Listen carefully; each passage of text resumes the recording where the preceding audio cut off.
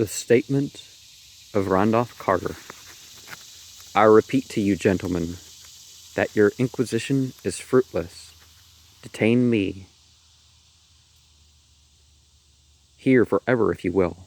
Confine or execute me if you must have a victim to propitiate the illusion that you call justice. But I can say no more than I've already said already. Everything that I can remember, I have told you with perfect candor. Nothing has been distorted or concealed, and if anything remains vague, it is only because the dark cloud which has come over my mind, that cloud and the nebulous nature of the horrors which brought it upon me. Again I say, I do not know what has become of Harley Warren, though I think almost hope that he is in peaceful oblivion. If there be anywhere so blessed a thing, it is true that I have, for 5 years, been his closest friend and a partial sharer of his terrible researches into the unknown. I will not deny, though my memory is uncertain and indistinct, this witness of yours may have seen us together, as he says, on the Gainesville Pike, walking toward Big Cypress Swamp at 11:30 on that awful night. That we bore electric lanterns, spades, and a curious coil of wire with attached instruments, I will even affirm, for these things all played a part in the single hideous scene which remains burned into my shaken recollection. But of what followed, and of the reason, I was found alone and dazed on the edge of the swamp next morning. I must insist I know nothing save what I have already told you over and over again. You say to me that there is nothing in the swamp or near it which could form the setting of that frightful episode. I reply that I knew nothing beyond what I saw. Vision or nightmare it may have been. Vision or nightmare I fervently hope it was. Yet it is all that my mind retains of what took place in those shocking hours after we left the sight of men, and why Harley Warren did not return. He or his shade, or some nameless thing I cannot describe, alone can tell. As I have said before, the weird studies of Harley Warren were well known to me, and to some extent shared by me. Of his vast collection of strange rare books on forbidden subjects, I've read all that are written in the languages of which I am master, but these are few as compared with those in languages I cannot understand. Most, I believe, are in Arabic, and the fiend-inspired book which brought on the end, the book which he carried in his pocket out of the world, was written in characters whose like I never saw elsewhere. Warren would never tell me just what was in that book. As to the nature of our studies, I must say again that I no longer retain full comprehension. Must I say it? It seems to me rather merciful that I do not, for they were terrible studies, which I pursued more through reluctant fascination than through actual inclination. Warren always dominated me, and sometimes I feared him. I remember how I shuddered at his facial expression on the night before the awful happening, when he talked so incessantly of his theory why certain corpses never decay, but rest firm and fat in their tombs for 1,000 years. But I do not fear him now, for I suspect that he has known horrors beyond my ken. Now I fear for him. Once more I say that I have no clear idea of our object on that night. Certainly it had much to do with something in the book which Warren carried with him, that ancient book in undecipherable characters which had come to him from India a month before. But I swear I do not know what it was, that we expected to find.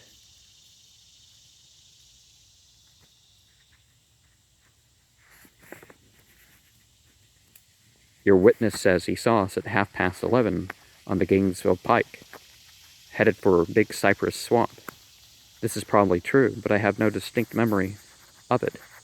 The picture seared into my soul is one scene only, and the hour must have been long after midnight, for a wanting crescent moon was high in the vaporous heavens.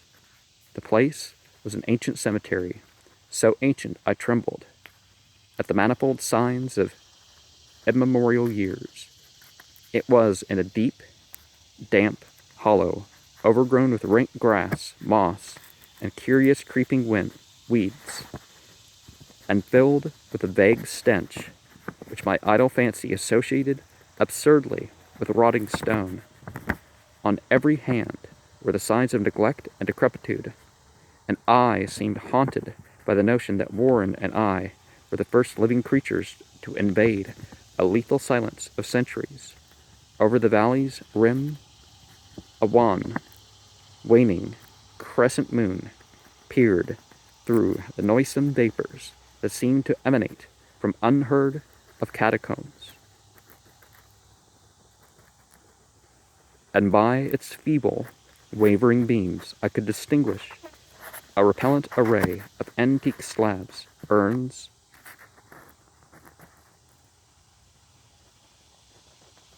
cenotaphs, and mausoleum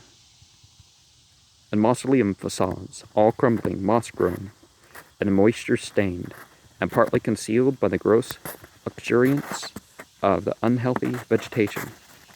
My first vivid impression of my own presence in this terrible necropolis concerns the act of passing with Warren before a certain half-obliterated sepulchre, and of throwing down some burdens which we seem to have been carrying. I now observed that I had with me an electric lantern and 2 spades, whilst my companion was supplied with a similar lantern and a portable telephone outfit. No word was uttered, for the spot and the task seemed unknown to us, and without delay we seized our spades and commenced to clear away the grass, weeds, and drifted earth from the flat, archaic mortuary.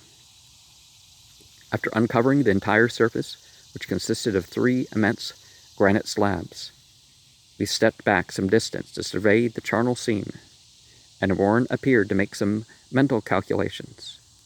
Then he returned to the sepulchre, and using his spade as a lever, sought to pry up the slab lying nearest to a stony ruin, which may have been a monument in its day.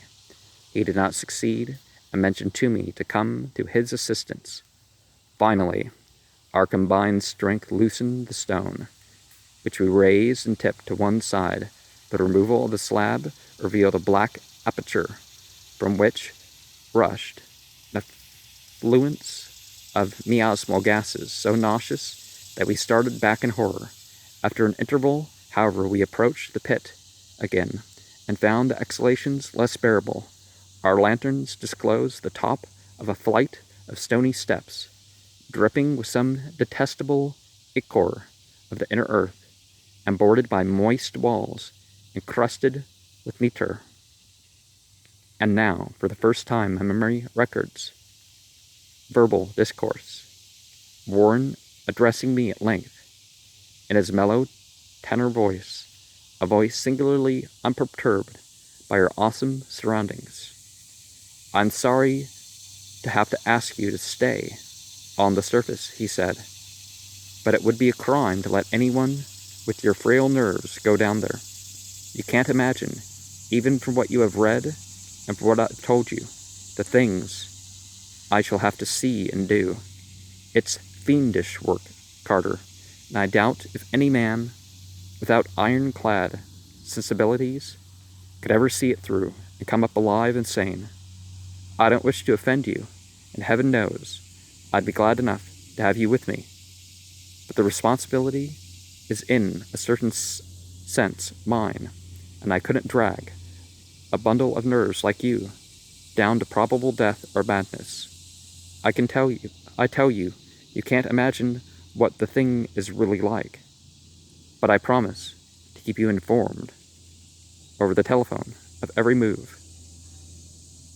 You see, I've enough wire here to reach to the center of the earth and back.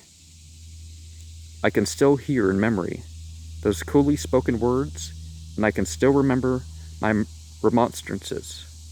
I seem desperately anxious to accompany my friend into those sepulchral depths, yet he proved inflexibly obdurate. At one time he threatened to abandon the expedition if I remained insistent, a threat which proved effective, since he alone held the key to the thing. All this I can still remember, though I no longer know what manner of thing we sought. After he had obtained my reluctant acquiescence in his design, Warren picked up the reel of wire and adjusted the instruments. At his nod, I took one of the latter and seated myself upon an aged, discolored gravestone, close by the newly uncovered aperture. Then he shook my hand, shouldered the coil of wire, and disappeared within that indescribable ossuary. For a minute, I kept sight of the glow of his lantern and heard the rustle of the wire as he laid it down after him. But the glow soon disappeared abruptly, as if a turn in the stone staircase had been encountered, and the sound died away almost as quickly. I was alone, yet bound to the unknown depths by those magic strands, whose insulated surface lay green beneath the straggling beams of that waning crescent moon. I constantly consulted my watch by the light of my electric lantern and listened with feverish anxiety at the receiver of the telephone, but for more than a quarter of an hour heard nothing. Then a faint clicking came from the instrument, and I called down to my friend in a tense voice. Apprehensive as I was nevertheless unprepared for the words which came up from that uncanny vault, in a sense more alarmed and quivering than any I had heard before from Harley Warren, who had so calmly left me a little while previously, now called from below in a shaky whisper, more portentous than the loudest shriek, "God, if you could see what I am seeing." I could not answer, speechless. I could only wait. Then came the frenzied tones again. "Carter, it's terrible. Monstrous. Unbelievable." This time my voice did not fail me, and I poured into the transmitter a flood of excited questions. Terrified, I continued to repeat, "Warren, what is it? What is it?" Once more came the voice of my friend, still hoarse with fear and now apparently tinged with despair. "I can't tell you, Carter. It's too utterly beyond thought. I dare not tell you. No man could know it and live. Great God, I never dreamed of this." Stillness again, save for my now incoherent torrent of shuddering inquiry. Then the voice of Warren, in a pitch of wilder consternation.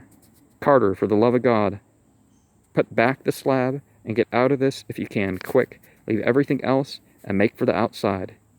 It's your only chance. Do as I say and don't ask me to explain."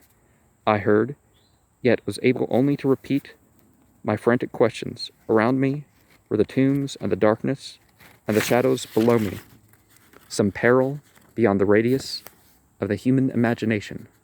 But my friend was in greater danger than I, and through my fear I felt a vague resentment that he should deem me capable of deserting him under such circumstances. More clicking, and after a pause and a piteous cry from Warren, "Beat it, for God's sake. Put back the slab and beat it, Carter." Something in the boyish slang of my evidently stricken companion. Unleashed my faculties, I formed and shouted a resolution. Warren, brace up, I'm come down. But at this offer, the tone of my auditor changed into a scream of utter despair. Don't! You can't understand! It's too late! And my own fault! Put back the slab and run! There is nothing else you or anyone can do now. I'm not raising my voice too much. I don't want to call up the neighbors, but the tone changed again, this time acquiring a softer quality as of hopeless resignation. Yet it remained tense through anxiety for me. Quick, before it's too late. I tried not to heed him, tried to break through the paralysis which held me, and to fulfill my vow to rush down to his aid. But his next whisper found me, still inert, in the chains of stark horror. Carter, hurry. It's no use. You must go. Better one than two. The slab. A pause. More clicking, and then the faint voice of Warren. Nearly over now. Don't make it harder. Cover up those damned steps and run for your life. You're losing time. So long, Carter. Won't see you again. Here, Warren's whisper swelled into a cry that gradually rose to a shriek, fraught with all the horror of the ages. Curse these hellish things, legions. My God, beat it, beat it. Beat it. After that was silence. I know not how many interminable eons I sat stupefied, whispering, muttering, calling, screaming into that telephone over and over again. Through those eons I whispered and muttered, called, shouted, and screamed, Warren, Warren, answer me, are you there? And then came to me the crowning horror of all, the unbelievable, unthinkable, almost unmentionable thing. I have said that eons seemed to lapse after Warren shrieked forth his last despairing warning, and that my only cries now broke the hideous silence. But after a while, there was a further clicking in the receiver, and I strained my ears to listen. Again I called down, Warren, are you there? And an answer heard the thing which has brought this cloud over my mind.